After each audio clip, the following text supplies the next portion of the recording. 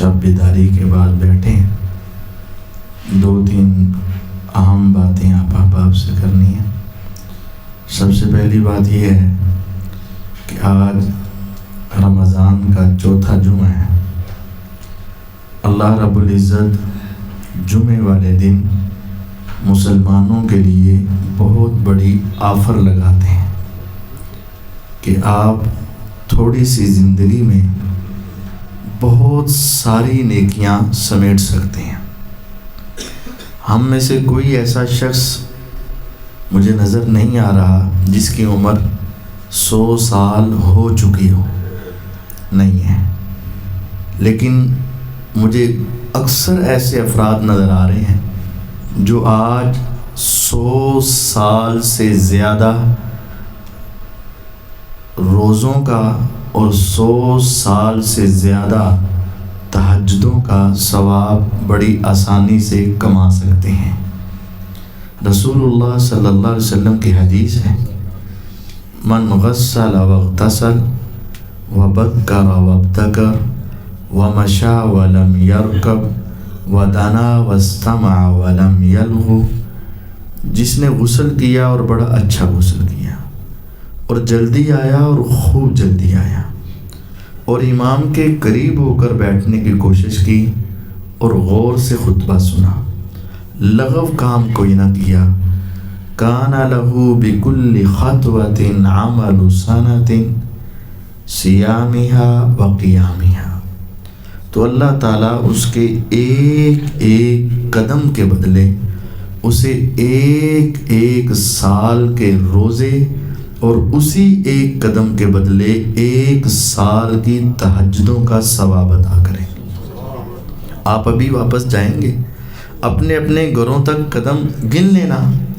اکثر کے 100 سے زیادہ ہوں گے، کوئی 500-700 اور 1000 قدم والا بھی ہوگا، لیکن شرط یہ ہے کہ آپ غسل کریں، اور وہ تو آپ نے کرنا ہی کرنا ہے۔ لیکن دوسرا کام جس میں ہماری سستی ہوتی ہے کہ ہم لیٹ آتے ہیں، اور لیٹ کیا ہے، اس سے زیادہ بد نصیب کون کہ جو اپنے کام میں یا اپنی جگہ میں ویسے ہی بیٹھا رہا، چلو چلے جاتے ہیں، بس چلتے ہیں، اور جب وہ مسجد کے دروازے پر پہنچا اور اس سے چند لمحے پہلے مؤذن نے اللہ اکبر کہہ دیا تھا، ابھی مؤذن اشہد اللہ الہ الا اللہ تک پہنچا تھا اور یہ مسجد میں آ گیا۔ اب سوچیں، اس کے 1000 سالوں کی نیکیاں بن رہی تھیں، لیکن جب مسجد کے دروازے پر آیا، اذان شروع ہو چکی، فرشتوں نے رجسٹر لپیٹ لیا، اس کے 2 منٹ کی وجہ سے 1000 سال کی عبادت ضائع ہو گئی، نہیں ملے گی۔ وہ ثواب اسے ملے گا جو امام کے منبر پر بیٹھنے سے پہلے اور مؤذن کے اللہ اکبر کہنے سے پہلے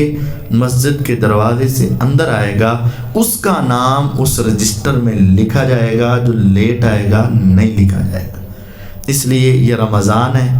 اس کے اندر اپنے آپ کو اللہ کی عبادت کے لیے فارغ کریں، جو اذان کا وقت ہے اس سے پہلے آنے کی کوشش کریں۔ دوسری گزارش یہ ہے معتکفین سے کہ آپ تو اللہ کے مہمان بنے ہوئے ہیں۔ حدیث میں آتا ہے جو پہلے مرحلے میں آیا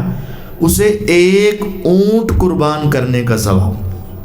ہر آدمی طاقت نہیں رکھتا کہ 5-6 لاکھ روپے کا اونٹ قربان کرے۔ ہم چاہتے ہوتے ہیں قربانی کریں، لیکن حصہ ڈالنے پر مجبور ہوتے ہیں۔ ہمارے پاس تو ایک بکرا خریدنے کی طاقت نہیں ہوتی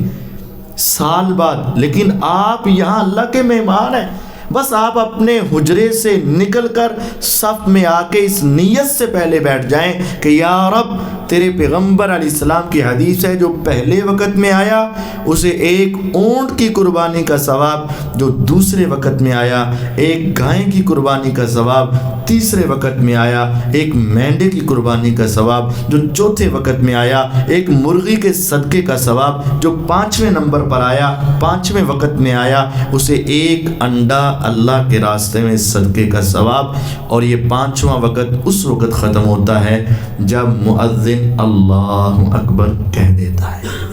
ہمیں چاہیے کہ ہم یہاں رہ کر تو